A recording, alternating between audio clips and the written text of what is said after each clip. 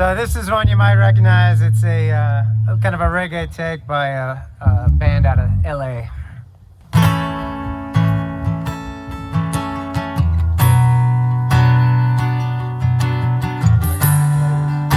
Lighters.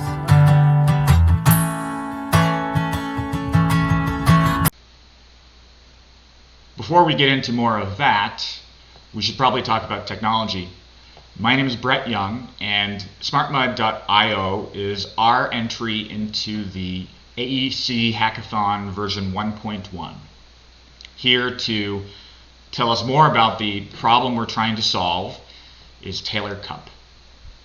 Concrete gets hard. When we were doing our planning for the hack, we wrote that down, and I didn't actually think that Taylor would record it, but I think we're better off for it. But why don't we try that again? What's the problem? Concrete gets hard. And when it does so, it does it fairly quickly. Concrete operations on a project rely heavily on people, not so much on technology. When errors happen on projects and maybe a slab isn't poured flat, it's very costly to fix and remediate. That usually results in tearing concrete out, replacing the concrete. It's expensive, and it can really disrupt the flow of a project and the schedule of a project because it takes time. Here's Jake Olson to tell us more about the problem. For structures that include cast-in-place concrete, a concrete floor slab pour is typically one of the most expensive single-day operations on a job site. As construction tries to be more like manufacturing, our methods of quality control and quality assurance need to improve for these critical phases of construction activity. During a concrete pour, there are a large number of people in charge of quality assurance and quality control. But there is a significant lack of technology deployed to help with this quality.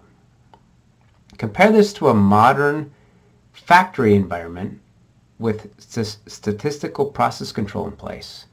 There's sensors, control systems, and dashboards that are constantly managing the flow of production and providing valuable feedback loops for continuous improvement.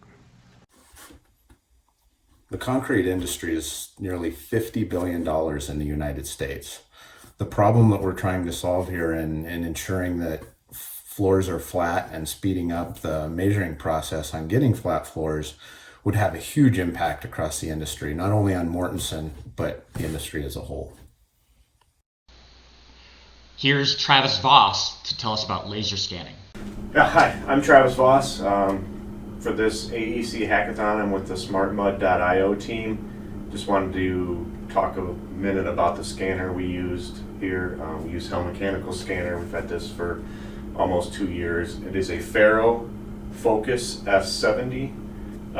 Quick specs, it has about a 70 meter range, up to 976,000 points per second, with up to 1 millimeter accuracy. We can talk about the actual hack and what we actually did. The architecture was that we'd have a laser scanner on a job site pointed at a concrete slab collecting data. You then have a mobile phone that would be telling it when to scan, and then a computer would be connected to the scanner and be pulling the large data files off of the scanner, large proprietary data files. And from there, we would process it locally and segment it down and limit the amount of data that we're actually capturing, and transfer it over to the Unity game environment running on a AR-enabled device. And the beauty of that is that the AR device with Unity can actually go through and do processing of the point cloud and colorize it and point out the defects using various types of shaders that look at the geometry, look at the point cloud, and filter and colorize it out.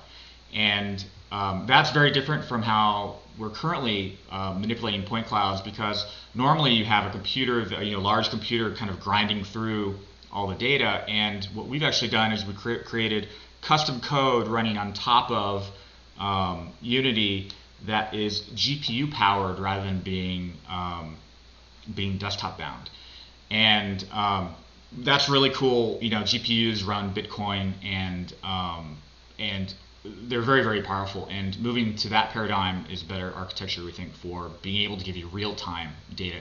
We had planned to do a field demo, but we ran into a bit of a problem. It rained, and the pour got delayed. So we'll show you here a mock-up demo, but before that, we can finish up with Jake. When you grab a hold of me, tell me that I'll never be set free. I'm a pair aside. Okay, here we have a quick demo. Here we have a garage we scanned because we didn't have a job site we could get to, and you can tell in the middle there we've done a concrete tolerance of that floor.